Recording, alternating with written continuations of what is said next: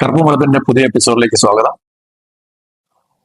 തിരുവനന്തപുരം നഗരത്തിലെ ഒരു കാലത്ത് തിരുവനന്തപുരം നഗരത്തിലെ ഒരു ലാൻഡ്മാർക്ക് ആയിരുന്നു ദേശാഭിമാനിയുടെ ഓഫീസും പ്രസ്സും.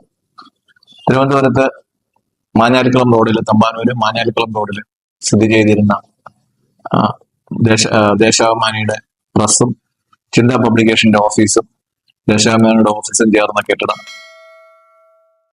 ദേശാഭിമാനി CPM വിറ്റു.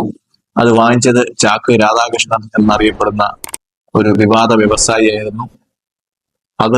ആ കെട്ടിടത്തിന്റെ ട്രാൻസാക്ഷനിൽ തെറ്റായ ചില കാര്യങ്ങൾ മനസ്സിലാക്കിയതോടെ ED ആ കെട്ടിടം ഏറ്റെടുക്കുകയായിരുന്നു. കേന്ദ്ര ഗവൺമെന്റ് ആ കെട്ടിടം ഏറ്റെടുത്തിട്ടുണ്ട്. അതിനുശേഷം കുറെ കാലം, ഒരു 6 വർഷത്തോളമായിട്ട് അത് പൂട്ടിയിട്ടൊക്കെയായിരുന്നു.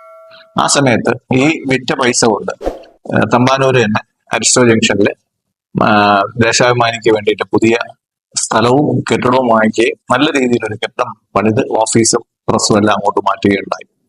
അതിനുശേഷം വളരെ കാലം അടഞ്ഞു കിടന്നിട്ട് ഇപ്പോഴും ആ ബിൽഡിങ് പുതിയ അവകാശികൾ എത്തിയോ എന്ന് എനിക്കറിയത്തില്ല. അത് ഗവൺമെന്റ് തന്നെയാണോ ചെയ്യുന്നതെന്ന് അറിയത്തില്ല.